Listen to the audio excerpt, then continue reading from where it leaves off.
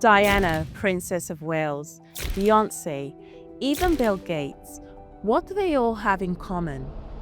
Shyness. And that means if you've ever felt awkward, self-conscious, or out of place, you're not alone. In fact, research suggests that around 1 in 3 people experience shyness. So why does shyness affect so many of us? Are we born this way or shaped by our environment? And is shyness something we can change? In this video, we'll look at what science actually says about shyness, where it comes from, why it develops, and what can be done about it. So let's start with the big question. Are some people actually born shy? To answer that, we first need to understand what shyness really is. It isn't just being quiet or introverted. It's the uncomfortable feeling of self-consciousness that occurs in social situations. The feeling of being watched or judged. Basically, shyness happens when the nervous system reacts to a perceived danger, specifically the fear of being judged or rejected. When that happens, people start focusing on themselves. They start monitoring themselves, comparing themselves to the most confident person in the room. Feeling judged, they begin to avoid social situations. And that avoidance creates a loop. Fewer social experiences mean fewer chances to build confidence, which makes the fear even stronger next time. Let's uncover the science behind shyness. Why are some of us shy? To answer that, we need to go back to infancy. Research shows that shyness is in fact biological. A study by a group of psychologists at Harvard found that about 20% of infants are born with highly reactive nervous systems. In other words, these babies react more strongly to unfamiliar situations like new faces, new sounds, or new environments. Their hearts beat faster, they cry more easily, their bodies enter stress mode more quickly. And here's the fascinating part. Even in the womb, these babies tend to have higher than normal heart rates. Because of this, researchers estimate that up to a third of shy adults were born with a temperament that makes them more likely to be shy. So back to our question, are some people born shy? Not exactly. Having a reactive nervous system doesn't mean a baby is born shy. After all, babies do not become self-aware until around 18 months. So a newborn cannot feel shy, which leads to our next point. Research indicates that a child's temperament is shaped both by their nature and their upbringing, especially the parenting style they experience. So let's look at how parenting can influence shyness. Imagine 2 children, Child A and Child B. Both are naturally shy. Child A is raised by authoritative parents. These parents are warm but structured. They listen, set clear boundaries, and encourage independence. Because Child A feels emotionally safe, his natural shyness doesn't overwhelm him. That sense of safety helps him build confidence and reduces fear. Child B, on the other hand, is raised by authoritarian parents. They are strict, controlling, and focused on obedience. Mistakes are often punished rather than discussed. As a result, Child B becomes afraid of doing the wrong thing. Social situations start to feel risky, which increases anxiety, withdrawal, and shyness. Other parenting styles can have similar effects. When parents are too lenient and provide little structure, children may feel unsure of themselves and socially awkward. And when parents are too involved in their children's lives and don't give them space to struggle, fail, and build resilience, those children are more likely to grow up shy. The takeaway is simple. Children need both support and autonomy to grow socially confident. So we know biology matters, parenting matters, but there's a third factor that people do not talk about very often. Culture. Where we grow up has a strong influence on our tendency to be shy. In some countries, shyness is common. In others, it is not.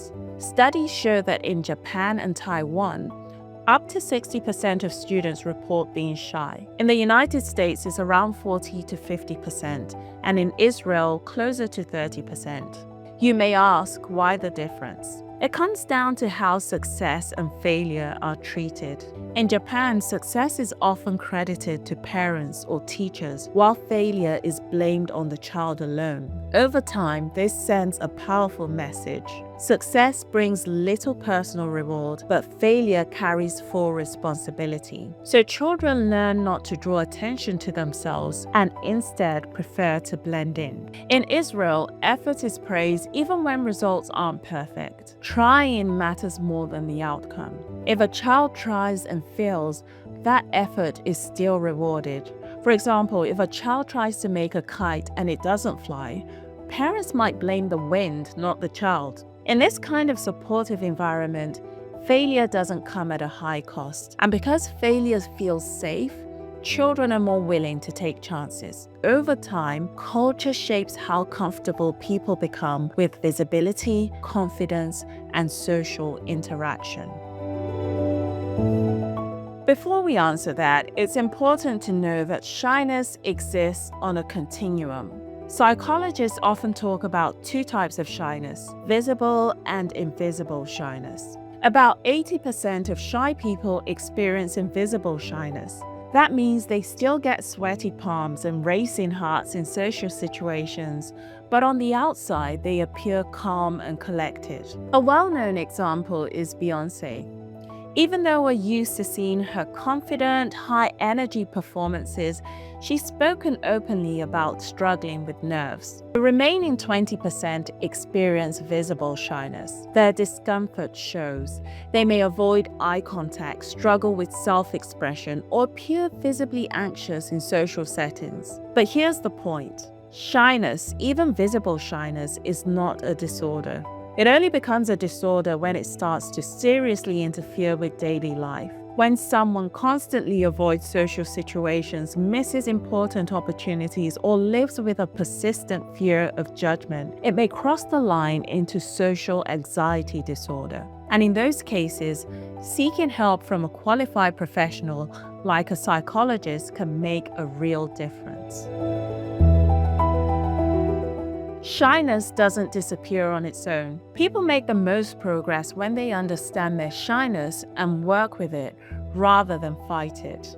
Shyness often brings self-critical thoughts. Learning to challenge and reframe those thoughts is key to building confidence. For example, catch the thought, "Everyone is watching me." Reframe it. "Most people are focused on themselves, they are not watching me." That simple shift can dramatically reduce anxiety in social situations. Growth happens gradually. Rather than diving into high-pressure situations, start small. For instance, if public speaking makes you nervous, begin with manageable steps. Practice out loud in front of your mirror. Present to a friend or family member, then to a small group. Over time, practice builds confidence and calms the nervous system. For some people, extra support can make a real difference. These could include social skills training offered by organizations, which help individuals build confidence by practicing skills like eye contact, conversation flow, and asking questions. Therapy, including exposure-based or cognitive approaches, helps people face social fears and change unhelpful thought patterns. And in some cases of social anxiety disorder, medication may be an option to discuss with a physician. In conclusion, shyness has many causes. It is influenced by genetics, shaped by our environment, and reinforced by culture.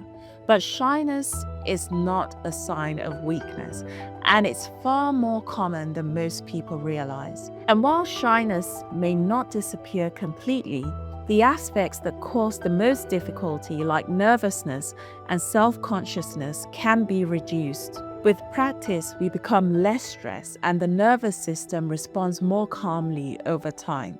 This reminds us that shyness is a personality trait. It is not a life sentence. If you found this video helpful, please give it a thumbs up and subscribe for more videos exploring the science behind everyday human experiences. See you next time.